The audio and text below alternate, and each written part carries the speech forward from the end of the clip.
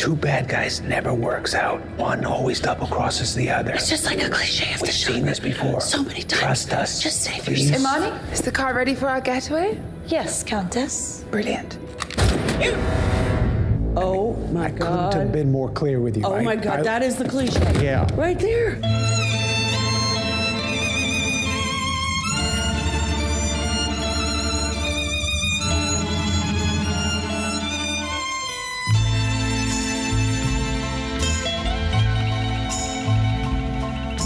Nous avions 10 ans à peine, tous nos jeux étaient les mêmes. Aux gendarmes et aux voleurs, tu me visais droit au cœur. Bang bang, tu me tuais. Bang bang, et je tombais. Hey everybody, and welcome back to What the Hell Happened to Them? Sandler returns, Joe. We're back to our roots. Oh, I almost yeah. did the Jack Nicholson thing, but no, we're taking a break from that. I am your host, Patrick Skeyhill, and joining me on the line is the opposite of OJ, Joey Guns. Hi, that's good. Yeah. Glad I'm the opposite of OJ. And on the audio boards is Lev Van Rensselaer reminding me to remind you that you can email the cast at whathappenedtothemcast@gmail.com. Email. Joe, Oh, there he is that again. button means Lev's got an email for us. You ready for this one? Yeah. All right, well, I'm going to get into that, but of course we have a guest joining us this week. You saw him on Murder Mystery 1 episode many, many years ago, Raghav Puri. Hello, good to be back.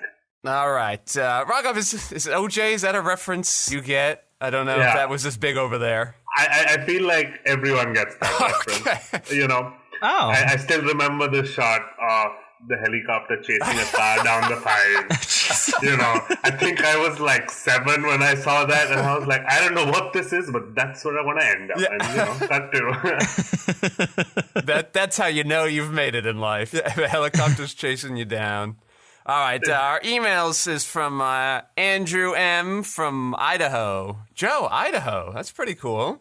It just blows my mind every time. Yeah, there we go. All right, Andrew says, I was surprised to hear how kind your review was of Black Adam, you know, since it legally wasn't a movie. Do you guys have a secret love affair with The Rock? Joe, do you think we were extra nice to Black Adam in our episode?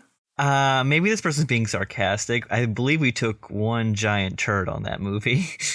Have we been succumbing to Rockholm syndrome? Did we not hate it as much as we should have? No, I feel like we were very we laid into it. We took the pipe to its head. I think we gave Black Adam its due justice, right? I know I think I only have it as like his 5th worst film, but I don't know. He's got some bad ones. Yeah, did I even rank it yet? Yeah. I forgot about it as soon as we were done with it. Yeah, like, I don't know. Race to Witch Mountain and Ant Bully. There was like some real crap in there. Tooth Fairy. Well, thanks, Andrew, for listening, and maybe you... I mean, out of 39, I gave it 31. 31? Yeah. That's pretty low. Out of 39. All right, that's not the movie we're talking about this week, though. Joe, we're talking about what movie? Murder Mystery 2. Electric Boogaloo. And what's the plot synopsis for this movie? What is the plot synopsis? Full-time detectives Nick and Audrey are struggling to get their private eye agency off the ground. They find themselves at the center of the international abduction when their friend Maharaja is kidnapped at his own lavish wedding. We got, comedy Glass Onion here. They wish. All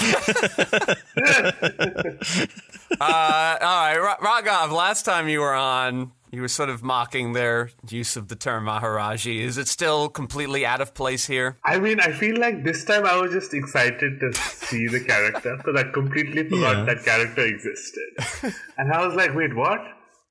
Oh, and then I was just like, I don't know, I was just like very into the ride this time. Shocking. The Mindy Project 2, her character had a brother in that was this like young rap star wannabe. Is rap this growing thing that's over there in India? It's pretty big. Yeah. Pretty big. There is a large section of like Hindi rap which has come up, and it's like very significant. I think one of like Bollywood's most famous films in the last like decade is about like these rappers. You got like a Bollywood 8 Mile growing over there? It's basically an 8 Mile. It's a lot more miles over there, I'm sure. The first thing I want to talk about, because we're getting into some interesting territory here, who has the stronger pairing, you two? Barrymore and Sandler or Aniston and Sandler? Because they're both up there in the movie count now. Okay, this is pretty clear to me. It's Barrymore and Sandler. I like these murder mystery movies, but they're nothing compared to the classics we got, and especially since I have reevaluated Blended, which I really like. Welcome to my side, Joe. Mm-hmm. Yes, it's climbed the ranks. What about you, Raghav? Less versed in the Sandler verse. I mean, I don't disagree at all, though. But I also feel like Aniston and Sandler work now. Like, I don't think they would have worked like 20 years ago as much as certainly they work not now. Mm-hmm. And like, I'm into this like reboot of their career where they're into doing these silly comedies and not taking themselves too seriously and just having fun with it. And I'm like, yeah, you know what? I can see this. Yeah. Joe, is there a Jennifer Aniston movie I'm forgetting, or is it just Go With It? It's Just Go With It in these two murder mysteries. So yes, this is a completion of their before trilogy. Yeah, it's tough because, I mean, I think Drew Barrymore has the advantage of getting in early in Sandler's career. So when we think of Sandler, we usually think of his heyday, and of course she's in there. But man, I dislike 2/3 of those Drew Barrymore films quite a bit. So Jennifer Aniston to me feels a bit more refreshing.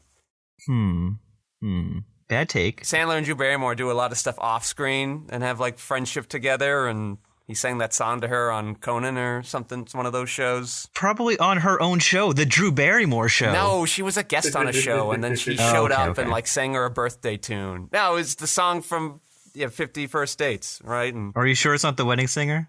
Because that's the real song. No, I Will Grow Old With You. Which one's that? Yes. That is from Wedding Singer. See, Joe, I don't even care about those movies. I don't Top like tier them. Sandler. No, bad Sandler movie. Ooh, no. Blended, I agree with, but I like Just Go With It, and I like Murder Mystery 1. Spoilers, I was less into Murder Mystery 2. What did you guys think, and how did it compare to the original? I think I had a very similar feeling, and maybe I'm gaslighting myself now about the first version, but I had a very similar feeling when I walked out of this film. As I walked out in your own home. I mean, got off my couch. Walked out of the room. I felt like I should have hated it more. And like, I was like kind of surprised that I didn't. And I was like, this wasn't terrible at all. Like, I feel like they know what they're doing and they're just committing to it. And like, sure, there are like several problems I have, but I laughed enough. And like, it was like funny in parts. It was like, oh my god, don't do that. Stop. That's really stupid in parts. And I was just like, it feels like they didn't take a lot of time to make it, and I'm okay with that. Yeah. It wasn't like a crafted piece which was really, polished and then presented. It was, and my overall feeling when I walked out was, this is so much better than Ant-Man Quantumania. Oh, wow. That movie's taking a beating. And I was just like, yes, I am good. All right, Joe, we never got your on-air opinions of the first one, but what did you think of this? Well, the first one is such a fever dream because that was definitely like in the middle of the pandemic that summer that I watched it. Because I think you guys recorded it in like 2020, and I did not watch it when it came out because I was like a little down on Sandler. You had a point. 2-month-old baby. Yeah. Yeah. So the first one kind of don't really remember it, but I thought it was fine. This one, I admired that they went to the actual locations for certain things, and I was like, okay, they are trying a little more than Red Notice. So they were in real places and they were in the same room together. That was certainly an improvement from Red Notice. Yeah. And I'm like, all right, well, that's a big deal, because there's no way this had a $200 million production budget. There's no way, unless 100 went to Sandler and 100 went to Aniston, and then they figured out the rest.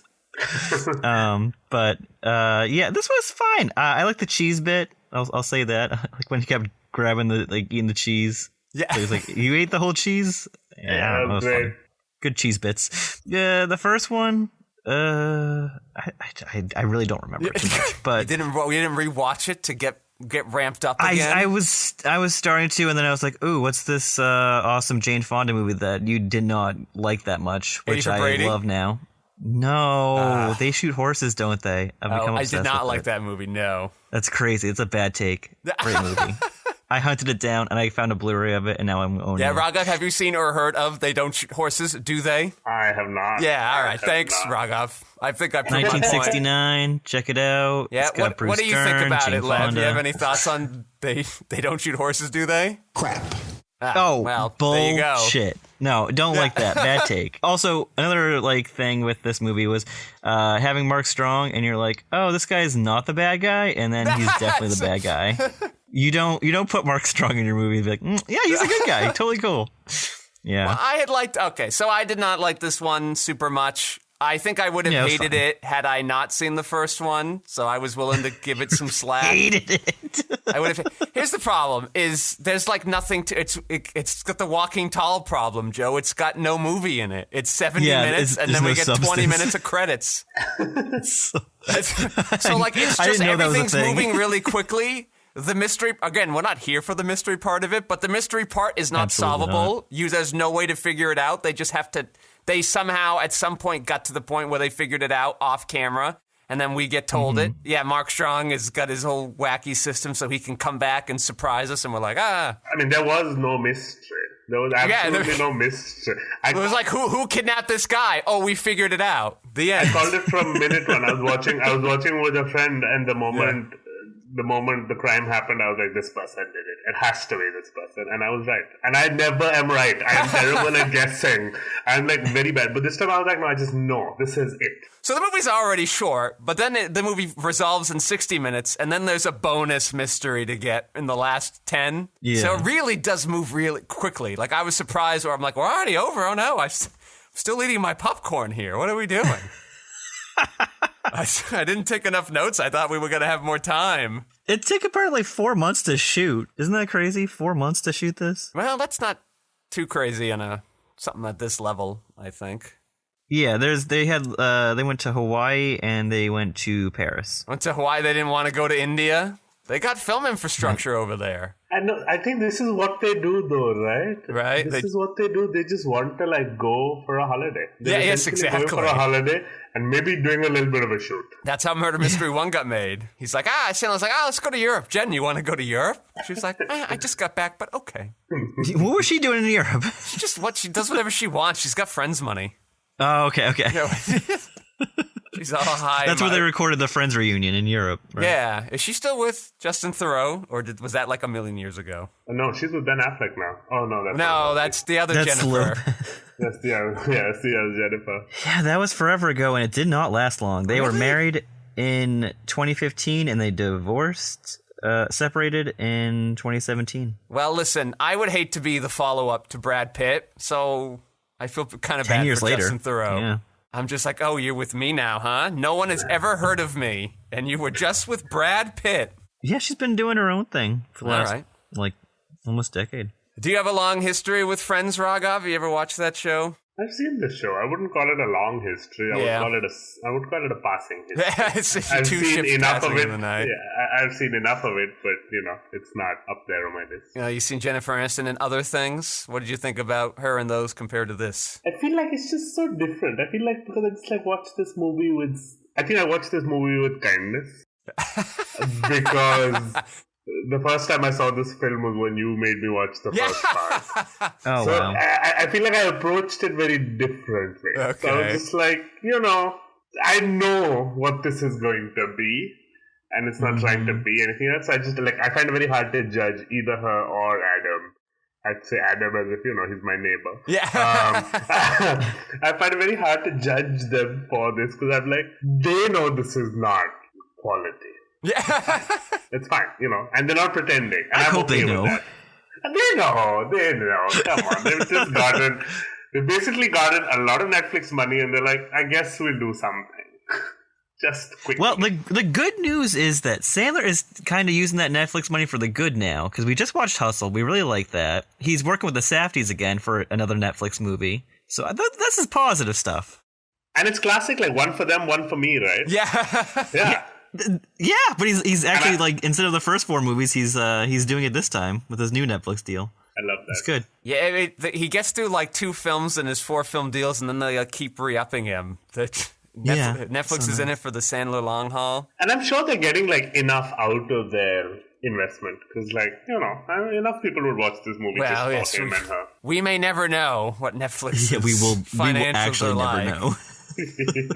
They could have a Ponzi scheme going on somewhere. We don't know. It's fine. I think, like, going back to the film, I was just really shocked as to how Indian it was. Yeah, it's like the whole first half of the film. Yeah, and I was just like, wow, this is so much more Indian than I anticipated.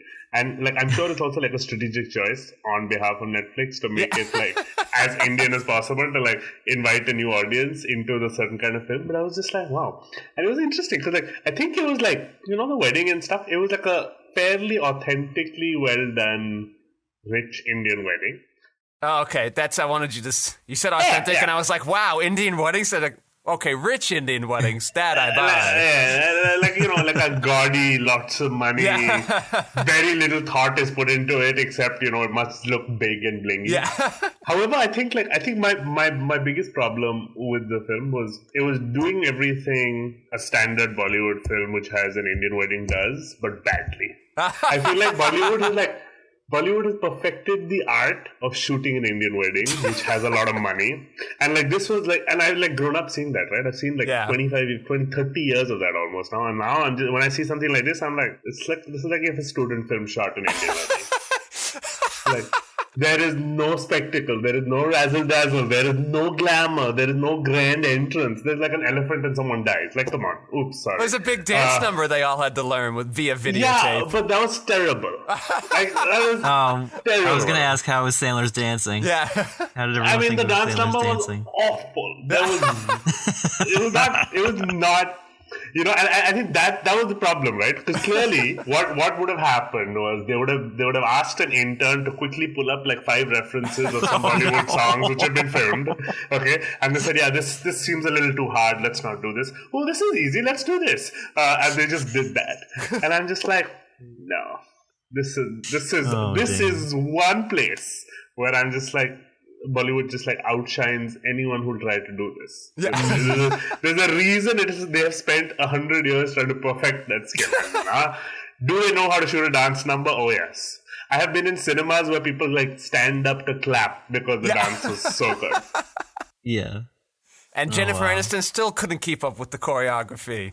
That's true. Although she's not like a known dancer, though. Wow. I don't know what her thing is. What about the costuming? Was that up to par with the Bollywood films? When they looked at each other, I feel like the moment of true honesty in the film and performance was when Jennifer Aniston came in her lehenga and he was in it's something called a sherwani. And they looked at each other for the first time and he was like, wow. And she was like, wow. I was also like, wow, I didn't know. I didn't know that's what I needed in my life, but that's what I needed in my life. Yeah, Sandler was looking good in his... I gotta get a Shawani. I don't know if I can pull it off, though. I'm very pale. I don't know. I'm sure you can. They got a black one? Can I get a black Shawani? We'll get you a darker one. We'll get you a darker one for sure. Yeah. It was really good. Yeah, they look great. Joe, without your previous history in Bollywood films, what did you think of the Bollywood wedding? I was very out of my element, but I was hoping it was good, and I was like, I hope this is good because I thought they were trying, but now I'm like, nah. Well, they're trying for Netflix, right? All those people were there. Yeah, that elephant was there, like it was a real movie. Yeah. I don't know if they've actually made like they haven't actually make authentic Bollywood films, but they've had I thought there was a director they had that made a movie that was in this kind of same way. Like Babylon, no elephant really in there. Real elephant in this film, Joe. That's pretty good. There was no elephant. There was in a real Babylon? elephant in that movie. That was all CG. That elephant did not look real ever. That was definitely a real elephant. Are you kidding me? All right. If anyone, the listeners at home know if the elephant was real in Babylon, write us at whathappenedtothem@gmail.com. All right. Well, do Bollywood weddings have really effective photography that develops films in 10 minutes? Was that something? Does that really happen over there? No! That broke me. That broke me. God. That was a good joke. Yeah. This is a frame I'm holding up, and it's from I don't know if you can see it. It's from my brother's wedding. Yeah. About and this frame reminded me of the frame they had in their room. Unfortunately, there was no elephant at my brother's wedding. But wait, that photograph took 7 months. Wow. And when I saw that Sandler had a photograph of him in 10 minutes, I was like, oh my god, that would be my mother's dream. Yeah. Because for 7 months, she would go to my brother and be like, can you pick your wedding photographs so we can have them printed? And he was like, yeah, this weekend. Cut to 7 months passed, and finally it happened, so yeah. That was a good joke, and then they get another photo of them when they're passed out on the medicine. I was hoping that they'd come back to it a third time, and that would help. There was a photo that was taken at the wedding, and it helps them solve the mystery. And you'd be like, good callback. But no, they just figure it out after being held capture. Yeah, it was just Who wrote this? I'm going to look up who wrote this. Yeah. So, Raghav, you brought up a good point. Last episode, Joe, you weren't around for it, but we spent a lot of time talking about Netflix's strategies and stuff. Well, Netflix has run out of customers, Raghav, and they're at capacity in every nation they're in. So India is one of the newest markets they are looking into. So I was not overly surprised by the Indian half of this film. I thought, what a great way to bring them in. But I don't know, is Sandler a big deal over there? Is Jennifer Aniston a big deal over there? I think Friends is a big deal, so Jennifer Aniston is definitely a big deal. Okay. I mean, Sandler is popular. Mm-hmm. I don't know if he's a big deal. I would say yeah. It's hard to say no, right? Because he's a big deal everywhere. Of course he's a big deal. Okay. I feel like there are bigger deals, obviously. Yes, of course. But, yeah. I mean, if someone told my parents this is a Jennifer Aniston, Adam Sandler movie, they'd watch it. Okay. So I guess, it adds up. It adds up. Yeah, Jennifer Aniston, I always thought the most talented of the Friends actors. I thought she just made bad choices. I think when she teams up with Adam Sandler, they kind of bring out good stuff in each other. So I've enjoyed her films here. I just think this script was just kind of rushed along. We didn't get enough of what worked in the first film, which was she's just a genre savvy person. She's read a lot of mystery books. They came up here and there, but largely that was missed out here. They had this whole subplot of their wedding kind of being on the rocks. I wish that was a bigger factor in there. Mm-hmm. But again, they only had 65 minutes to work with, so yeah. So you have to have I got your some plot news in there too. What were you saying, Joe? This is solely credited to the only writing credit is given to James Vanderbilt. Not James Van Der Beek. No. Vanderbilt. He wrote the first one, and his other credits include Zodiac, the David Fincher film, the Andrew Garfield Amazing Spider-Mans, the new Scream that is being done without Wes Craven, those two movies, Independence Day Resurgence, White House Down, The Losers. You might know this one, Pat. Yeah. The Rundown. Yeah, I know. Yeah. Darkness Falls, and Basic. What a very John McTiernan, John Travolta movie. Screenwriters sometimes have a hard time not being pigeonholed into. He just is doing whatever he wants, apparently. How do you do Zodiac and then do Murder Mystery too? Because technically they belong in the same genre of cinema, and I'm just like, how? Yeah, that's insane. He's the sole credited screenwriter on Zodiac, but he's adapting Robert Graysmith's novel. Yeah. I just Netflix is like, who do we get to do this murder mystery film? What about that Zodiac guy? Remember that guy who did those Scream movies? I bet he's good for this. The new ones. Yeah. Not even Darkness Falls. Is that a movie anyone... Joe, do you remember that movie? That movie sucked. I remember that. Wow, that was the Tooth Fairy, but a horror film. Yeah. I think something I enjoyed in the writing was that scene. I think the furniture scene made me laugh. Yeah.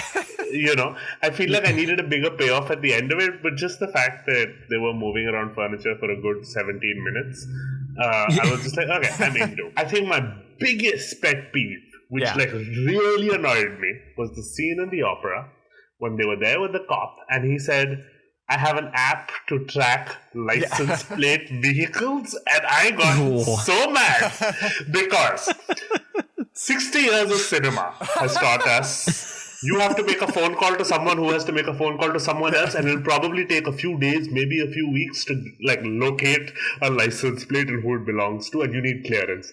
He has an app. I mean, come on. That broke me. I was just like... It's very lazy. Yeah, and I think it's lazier that they explained it to me. I feel like if he just did something on his phone and he said it belongs to him, I would have been like, yeah, whatever. He had to explain, I have an app now to track this. And they had to be like, you have an app? And he was like, I have an app. And they were like, wow. That broke me. I was like, nah, I can't. You don't argue with James Vanderbilt. He wrote Scream 5, Raghav. He knows a little something about plot. I like those new Scream movies, but it's not like, I don't know. They're not a laugh a minute over there in Scream, Joe? No. Yeah. I don't think there's much laughing. Makes me wonder if there's like actually no jokes in here, and then Sandler and his castmates are all just riffing as they go. I think that might be the thing. That's what he's known to do. Yeah. The cheese bit really, it slayed me though. That was good. Yeah, you ate that whole thing? I like the long, impassioned monologue we get at the top of the Eiffel Tower with the random actress. looking for Gary. The before sunset reference. The before sunset. You killed me. I was just like, this is it. This is why I'm watching this. Yes. It made me feel okay. Yeah. Well, now that Sandler's doing Safdie films, he's like, I guess I should watch real movies and see what's going on over there. Now this one's in Paris. Let's figure that one out. We're excited for Spaceman with that incredible cast. Yeah, is that movie ever coming out? Yeah, he finished making, like, it's all wrapped up. They're just making it's the summer we're gonna get. It's a big Sandler year we've had. I think maybe the fall. They actually might do some awards push on that. Raghav, you looking forward to Sandler and Queen Latifah being in space? No, it's not Queen Latifah. That was Hustle. This is Carey Mulligan. So it's yeah. Oh, you don't like Carey Mulligan? Okay. I want to see astronaut Queen Latifah. I think that's fair. That would be great too. Yeah, Adam Sandler was married to Queen Latifah. That was a pairing I never thought I'd see. But it worked. Isabel Rossellini, Carey Mulligan, Paul Dano, Kunal Nayar, Sinead Phelps, and Patrick Panek. Sounds like it will be a comedy film. I'll tell you, the director for Spaceman was the director of Chernobyl, the HBO series. Really? I don't know if it's a comedy. Yeah. He's the sole director on Chernobyl. That's pretty crazy. Yeah, it's not a lot of work out there anymore, Raghav. People got to take this guy does not direct comedies, by the way. These movies look terrifying. The Fat and the Angry, that's his other movie. The Prisoner in His Palace. It just seems odd you've got Adam Sandler and Kumail, and you're gonna not have it be a comedy. They're both trying to be serious actors at the same time. Well, he wasn't a Marvel film, Kumail. So no, not Kumail. Kunal from Big Bang Theory. This is the Big Bang Theory. Yeah. I'm a racist. I'm sorry, everybody. That's as Paul Dano who has known Patrick for 4 years, I can certify and agree with that.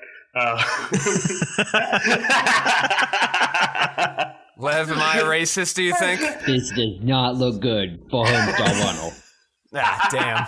All right. That's bad news. All right. I've been canceled. I'm replaced with Raghav. The adaptation is going to be penned by James Vanderbilt.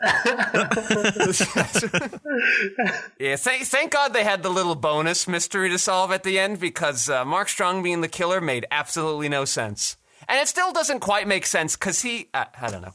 I'm not getting into this again, but they tried to fix it though, because they, like, Aniston calls it out and she's like, or no, does Sandler call it out and then Aniston's like, yeah, Aniston thought it was him, and then he's like, no, and then no, and then he blows up, and he's like, it can't be him. And he's like, all right, well, I guess it's not him. And then he's like, alive. oh, maybe it's that guy. Yeah. So And I think for me, like, the big spoiler alert, but the moment when Jennifer Aniston's on fire, by the way, that's CGI. Killed me. I feel like what happened in the middle of that CGI was, it was so bad because it was trying to be real that when they were like falling into the water, they were like, let's just commit to it not being real. Yeah. Like, make it. Yeah. And I was like, okay, I see what you're doing here. But, when Jennifer Aniston was burning, I was just like, oh, she's going to be fine. He's going to save her. She cannot die. And not for story reasons, not for emotional reasons, but I was like, for Murder Mystery 3 reasons. Yeah. She cannot die. She is going to live on. Yeah, we got ourselves a franchise. For all the successful films Sandler's had, it's sort of surprising, Joe, that there haven't been a lot of sequels. Yeah, this is his first Netflix sequel. That was one of the trivia facts in this. I'm like, Wow, that's what not a trivia fact. great trivia, Netflix. He's only got 6 effing films on the thing. That's quite a bit. But he's got like 45 films in total. I know. He started like working with Netflix, what, like 10 years ago? Yeah, that was when we started the podcast, Joe. What was that, 2015? Yep. Yeah. Yeah, he had The Ridiculous Six, a movie I will never revisit. Well, Netflix fortunately didn't make that. They just bought it as part of the deal. That movie, really? Horrible film. Yeah, they had made it and nobody would buy it because it was awful. It was Black Adam's level of cinema, and Netflix was like, we're going to give you a 4-picture deal. And he's like, okay, will you take this one, please? And they're like, fine. I can't wait for someone to send you an email. Yes, he's like, you weren't harsh enough on The Ridiculous Six. That was his director for The Waterboy and Blended. Same directors for Ridiculous Six. Yeah, bad. That script was horrible. So I don't fully blame the director. The directors in Sandler films don't really direct. I know I did this bit with you like months ago, but I went through a whole list of the actors on that movie, and I was like, name this movie. All these actors worked with Sandler.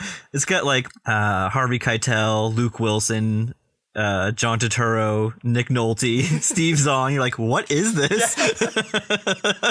Taylor Lautner. I don't think I told you it was a Sandler movie, and you were guessing Julia Roberts movies. I'm like, no. Yeah, you said it was what we did for the podcast. Those were all real actors, so I just assumed it was a Julia Roberts thing. Oh, it's so sad. Yeah. That movie's a bummer. Kevin James in that film though, so that was nice. That is one. That's the one saving grace. Yeah. No, it's like Grown Ups 2. This. What other ones does he have? The Hotel Transylvania franchise. Is that it? Yeah, that's animated. Yeah, so he really sticks out away from the sequels. Good for him. Yeah, good for him. Yeah. Yeah, he's the one keeping original ideas in theaters. When are we getting right? Big Daddy 2, Big Grandpa? Oh man, well those kids are like adults now. Yeah. Waterboy 2, Waterman. Hey, that is floating around. Yeah. I don't know if it's Waterman, but it's an idea that's been floated around, a sequel to Waterboy. Just go with it too? Just went with it? Just went with it. I hope they're not floating that idea around. I'm okay if they don't. Are you listening, Netflix? I'm giving you gold here. Come on. Yeah, but like we could always get another Meyerowitz stories. Why not? Continued. Oh, that would be good. The Meyerowitz sequels. That's fun. Yeah. I would watch that. Yeah. That movie, technically on a Netflix original, but not made by Netflix. Yeah, well, Baumbach really needs a bounce back because the movie that I loved last year, White Noise, was kind of hated by everybody and not watched. Oh, I know that life, don't I? Skinnamarink. I will get around to it. I need to see White Noise. It is Me too, great. Raghav. Me too. Yeah, it's great. We should watch it together. Yeah, it feels like it's right up my alley, and I just can't. I just haven't gotten around to it. It's pretty wild. I'm too busy watching, 3.5 or 4 hours of Inland Empire, so I can't get to the 2-hour film that I haven't seen yet. Let's take a brief pause to do a little rock watching. I was a rock watcher. All right. We've got some interesting stuff here this week. Great. All right. This one, from a name I'm about to butcher, Dia Majumdar. God help me. From Fandom Wire. Dwayne Johnson defended replacing Brendan Fraser in $766 million franchise, saying he could make it better. Which of the many franchises The Rock has stolen from Brendan Fraser do you think we're talking about here? This has to be the Journey movie, right? Journey 2? Journey 2. We have a Raghav, are you well versed in the... I am not, but I do not know that drama. Oh, yeah. Dwayne Johnson has crowded the mainstream peripheries of cinema with his recent premieres. His back-to-back projects have been constantly well-received. Well, I don't know about that. Constantly well-received? What? That is a lie. Did Dwayne write this himself? Up until Black Adam crashed the market with contentious execution and over-the-top hype. Yeah, I'd agree with that. The film's failure to deliver subsequently pitched Johnson as a disappointment, and his booting from the mainstream DCU narrative further landed a final blow to his flailing reputation. I don't know if it was flailing, it just made a really bad film. But The Rock is already on his way to planning his Hollywood comeback. The Rock didn't go anywhere, everybody. What are we talking about here? The Mummies franchise final installment was a well-pitched film that delivered Dwayne Johnson the very first glimpse into the Hollywood scenario. I read this article before. I think it forgets about the Jet Li Mummy movie that was made, that everybody forgets. Do you know this movie, Joe? The Jet Li one? Jet Li Mummy. Yeah, the third one with Michelle Yeoh. Yeah. With a highly contested reception, the threequel and franchise finale, however, did manage to produce a spin-off, The Scorpion King. That also failed as well. Did that movie fail, Joe? Do you remember? No, it has like 4 direct-to-video sequels. Yeah, so that's what I thought. I thought it was really popular. Yeah, what the hell? All right, anyway, now 2 decades later, The Rock and Brendan Fraser are in the limelight again, but it's better than ever. That feels very different than what the article was suggesting. Right? It seemed like they were going to be enemies, but now they're friends. The Scorpion King made $200 million. I think it was fine. And I saw those PlayStation 2 graphics in there. It could not have cost much. It did not. Just as the two stars find their way back into people's favor, however, an old film comes back into the fold that witnessed the retirement of Fraser and the entry of Dwayne "The Rock" Johnson as his replacement in the sequel. We're talking about Journey to the Mysterious Island, also a terrible film. Bumblebees. Remember on the bees? Journey to the Center of the Earth was one of Fraser's last great box office performances. Was it? Was that movie successful? I guess it got a sequel. Yeah, now it's The Whale, right? $244 million worldwide on a $60 million budget. In the aftermath of Brendan Fraser's soft exit, one of his final films found its sequel being helmed by rising Hollywood star Dwayne Johnson. It was a relatively successful sequel with enough star power and a convincing plot. Not convincing. To draw the crowd into the theaters. Who's writing this? However, the questionable replacement of Brendan Fraser never seemed to be the subject of discussion until The Rock managed to indirectly address his predecessor in a sit-down interview for the movie. Johnson's premise for the sequel being a success and his reasoning behind, I thought it was going to give me the quote that Johnson says, but it doesn't. I don't know. It was one of the first projects to utilize James Cameron's advanced 3D technology built for Avatar. You would never know looking at it. Yeah, what? Was it like... Wow, I don't know. Yeah, No. At the same time, Johnson's manner of broaching the subject of replacing Fraser without putting him down shows an incredible amount of respect that he held for the veteran actor and the honor with which Fraser deserved to be treated in the aftermath of his absence. Let's go back to the headline. Johnson defended being Fraser in his $766 million franchise, saying he could make it better. It feels like some shade's going to be thrown here. And the big reveal is that Johnson said, sorry it had to be done, but here we are. Well, let me tell you this, though. Yeah. Because you saw The Whale, and then I watched it. I didn't like it, but it's fine. But Brendan Fraser had a $3 million budget on that movie, and the movie made $54 million. When has The Rock ever produced something like that? Yeah. Against a small budget and then a big receipt, No, you can't do it. Can't be done. Needs too big of a budget. All right, but now for the most exciting article, because again, The Rock can't stay out of the news. This one from Fortune by another name I will butcher, Pratana Prakash. Wow, there are a lot of Indians writing about The Rock. What is happening? Is he big over there, Raghav, would you say? Yeah, it's pretty big. Yeah, he's big everywhere. Because WWE was huge. Yeah. Oh, yes, that's right. I think we've talked about that at some point. Well, this headline is, The Rock reportedly bent DC Studios to his will and ultimately got himself and Henry Cavill fired while tanking the next superhero movie at the box office, which I'm presuming is Shazam 2. The DC superheroes, Black Adam, Superman, and Shazam were always meant to clash, but not quite this way. Turns out Dwayne Johnson reportedly pressured DC Studios on creative decision. Yeah, we know this. Johnson's plan on becoming the apex of the DC universe backfired. So it sounds like The Rock kind of went rogue on this and just on his own advertising campaign said, "Yep, I'm going to be I'm going to be bigger than Superman in these films. I have no creative control over." Of course he did. Yeah. The psycho. Well, the film bombed so badly that the critics thought it didn't make a mark. The movie only made an estimated $30 million on its opening weekend. That's awesome. It was really bad. Oh, no, wait. With No, this is Shazam. Shazam 2 only made $30 million. Did you see Shazam 2? No. Okay. I don't know anybody who did. Yeah. It's because it's for many reasons. It was a bad decision to hold it off this long. That movie was supposed to come out months ago, and they waited till they announced that they're restructuring the entire DC universe, not The Rock, but James Gunn and his producing partner. And so these new movies that are coming out, and I guess The Flash is like the big reset on it. I don't care. But it's like you announce this, and the people that care are like, oh, so we don't need to see this movie? And also, that other Shazam movie came out like 4 years ago now. It's like, it takes too long. God, you gotta spit these things out. And if the way they look, you should be spitting them out faster. Well, there's a thought that perhaps Dwayne "The Rock" Johnson has something to do with Shazam 2's failures. Johnson reportedly turned down the idea of sharing screen space with Zachary Levi, the star of the movie, in a post-credit scene. And then it describes what a post-credit scene is, because, we've been living under a rock for the last 20 years. Wait, have any films done post-credit scenes? Yeah, that's what all superhero films do now. We all know what they are. When promoting Black Adam, Johnson promoted his face-off with Superman, undermining Shazam in the public eye. And Levi seemed to confirm this bad blood on social media. Here's what Levi said. Dwayne tries to sell himself as bigger than the movie. Oh, no, this is a Hollywood executive. This article's oddly written. Instead of making a movie, he wants to extend his brand and make the brand send it on himself. That's why you have that famous shot in Black Adam where he's drinking The Rock's tequila. Wink. Even when DC first began working on the movie about Shazam's origin story, Black Adam was meant to co-star in it. But Johnson wanted his own movie for the evil superhero, and that's ultimately what happened. He got his way.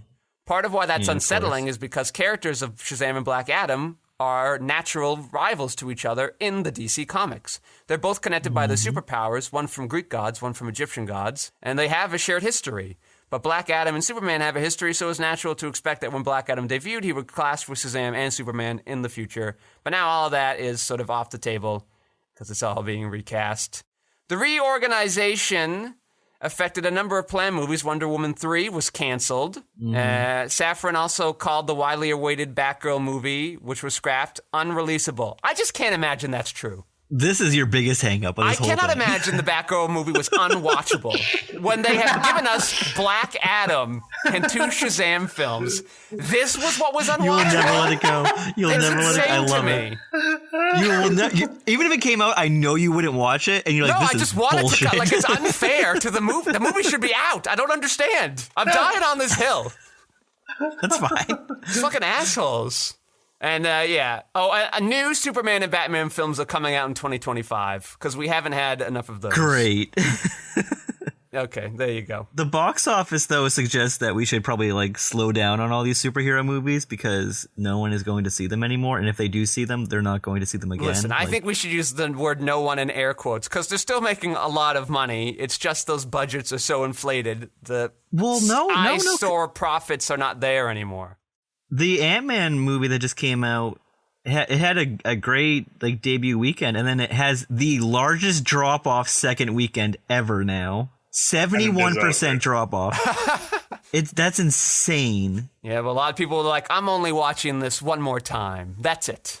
Well, also, Disney's kind of shot themselves in the ass because everyone knows that within a month, all these movies just go on their streaming service now. And you're like, oh, I can watch it for $5. And I already pay for it. I want to let you know, I have some Rock news for you. The Rock has decided to ruin my fucking Christmas this year by putting out a new Christmas movie that we have to watch for this. Ooh, I'm not happy. The Dwayne Claus movie? I don't think so. Maybe. But, I mean, the cast is interesting, kind of. Well, who's the cast? Well, we got Dwayne Johnson, you got Chris Evans, you got Karen Shipka, Lucy Liu, Mary Elizabeth Ellis. Do you know who that is? Yeah, I know who she is. Yes, okay. J.K. Simmons, Nick Kroll, and Christopher Ivju. I haven't heard of. Who's this guy? Oh, he was in The Fate of the Furious, a movie I did not like. I hope in that movie J.K. Simmons wants pictures of Dwayne Claus very badly. He's begging for it. Did you read the news article that Vin Diesel is trying to convince The Rock to come back? We've talked about that ad not for years. They've been working on that one. And Vin He's Diesel, the only one that didn't come back in the sequel right now. Yeah, Vin Diesel seeming to be the nicer. He's just like, hey, Vin, listen, I know we had some trouble, but come on, come back to the family. Let's finish this off right. Yep. And The Rock's like, fuck you, Vin. It's like, whoa, The Rock, settle down. Yeah, it'll happen for the family. The Rock's like, hold on, guys. I've got more Rock news for you. I'm making a live-action Moana movie. And everyone's like, no. Live action, like The Lion King was live action, yes. Well, I'm very excited for that. I mean, this one, you could probably do most of it in live action. It is just a girl and a big man, a big muscly man. What are you going to do with the chicken, Joe? Movie's ruined. The chicken doesn't talk. That's the great part about that chicken. It's just Alan Cumming doing chicken noises. Just like how in the Guillermo del Toro Pinocchio, he has Cate Blanchett just making squawking noises as a bird. Or no, she's a monkey. Sorry. He's a monkey. Well, in the second episode of South Park, they had George Clooney be a gay barking dog, so... Was he actually doing the bark? Yeah, he was doing ruff, ruff, and that was it. That was all he did. Okay. That's good to know. Jennifer Aniston was in South Park. Yeah, Jennifer Aniston connection. All right, speaking of The Rock, we've got The Rock's Football League, the XFL, with some update here. You ready for some football around the world, Joe?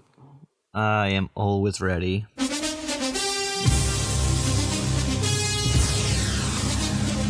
Football round the world. All right, well, we've got the St. Louis Battlehawks, my team, Raghav, up against the Houston Roughnecks that were looking to be the number 2 team in the XFL. And they got a whooping this week, Joe. The Battlehawks will not be stopped. They were out, not even at the home field. Good. Beat the second best team in the league, so it looks like the Battlehawks actually second best team. And they have 3 more games, and they're all at home this season. But again, those DC Defenders not the DC Defenders. It's the DC Defenders. They just look too good. Go Battlehawks! Yeah, Ka is law. Go Hawks. All right, we won't bore you with football talk anymore, Raghav. We'll go on to last looks. What do we think? What are our last looks looking back at Murder Mystery 2? What's going on? Oh, I guess first, surprise, surprise, everybody, the movie fails the Bechdel test. What can you do? Raghav, what are your last looks on Murder Mystery 2 before we wrap up? I'm glad it was only 90 minutes. Well, it was really 70 minutes. Yeah, yes. By comparison, Quantumania was 2 hours and 40 minutes. So oh my God. It was long. You might as well have watched Inland Empire then. Yeah. Jeez. Bet it made just as much sense. I wanted to like it less, but I had fun in a very disengaged way. Like disengaged fun. I had disengaged. Yeah, I was chilling and watching and doing other things and watching, and I was, All right, Joe. What about your last looks? I'm gonna say this is another great second screen experience for Sandler. You can sit on your phone, watch the movie, and not miss a thing. It's great. My last looks. Why does Adam Sandler do this movie? Well, because he got to go on vacation with his pal Jennifer Aniston, and they just get to have fun. They pretended to kill people in a van. Oh, there's actually a lot of death in this movie. Yeah. We should have talked about that a little more. Yeah, it's a murder mystery, Joe. People gotta die. Well, it's murder mystery, not murders. Murders mystery. Memories of a murder mystery, Joe. That's what we're doing here. I would not mind that crossover. Yeah. Bring it on. This is the first. Netflix has been doing a good job every time a new Netflix film has come out, for Sandler, I should say. It's always done better for me than the previous one. Sadly, this kind of bucks a trend a little bit. The good times are over. No, Lev. It's not that bad. It's still Hustle, he was nominated for a Spirit Award. The Independent Spirit Award. Yeah. Murder Mystery 2 is still a reasonable film, but, it's not better than Hustle. That was going to be... It's not better than Murder Mystery 1 or Hubie Halloween, but still fine film. This is not a bad way to pass an hour and 10 minutes. Yeah. Not a bad way at all. Yeah, they had to do quite a bit in that amount of time, so good for them. Sandler and Jennifer Aniston, very funny here. I imagine, who's going to get the next movie, Joe? Barrymore or Aniston? What do you think? Well, I'm hoping Barrymore make a comeback. It's been almost 10 years. Yeah, I guess that's true. That's right. The movie came out, I was in my undergrad. It's time for the next one. Just like we need another Ethan Hawke and Julie Delpy movie. Yeah. Come on, where is it? All right, we'd like to thank Raghav Puri for joining us this week. I'd like to thank my co-host Joe Vekeman for stopping by. Oh, thank you for having me. I'd like to thank Lev Van Rensselaer for minding those audio boards and making us sound so slippery smooth. And somebody's grabbing my butt. All right, I'd like to withdraw my thanks to Lev. Some problems here.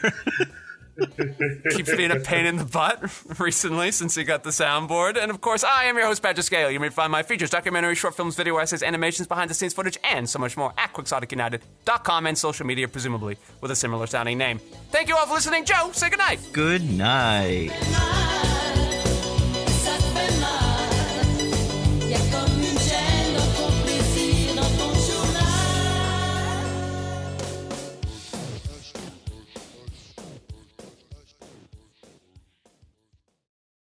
Don't know if you've noticed, Joe. The Inland Empire Criterion edition comes with 75 extra minutes of footage. Yeah, I saw that feature. I haven't that started did up not make it yet into the movie's 3 hours already. I know. And it is such an associative thing. How did he decide, no, this 75 minutes is just confusing the whole film? I mean, it's not...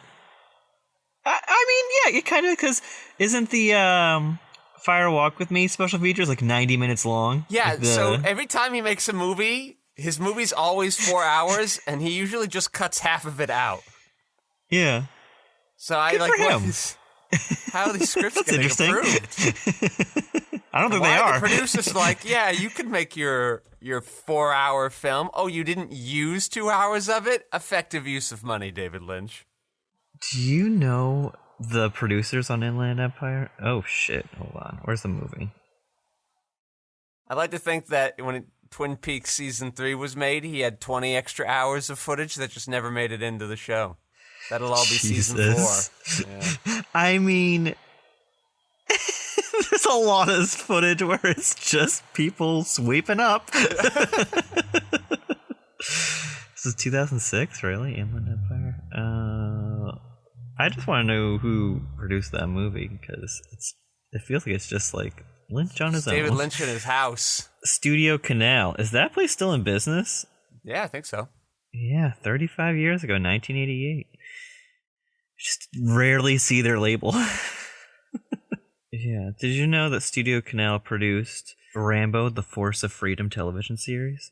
I imagine not starring Sly Stallone. No, it's a animated series. Oh, jeez, that's even worse. Studio Canal? Yep. There's 65 episodes in the first season. That's all there is. They're like, well, if Steven Spielberg can do Animaniacs, I think the kids really want a Rambo cartoon. Okay. We will move off this very quickly. But the first season of Rambo: The Force of Freedom, which ran for 65 episodes, ran in the fall, and only the fall, of September 15th to December 26th, 1986. They burned off 65 episodes. Holy shit. Yeah, every day they said, would you like 4 episodes of the Rambo cartoon? Oh my lord, that's bananas. Who was the market for this cartoon? Well, how many Rambos did we have at that point? Did we just have the 2? Because the first one's in 84, so you can imagine. It's just... But like, that movie was not made for 10-year-olds. Yeah, the first one is definitely an adult movie, and the second one is just bananas, but it's very violent. Yeah, I have no idea how that was marketed, and people must have been like, well, this was a bad idea, so just burn it off.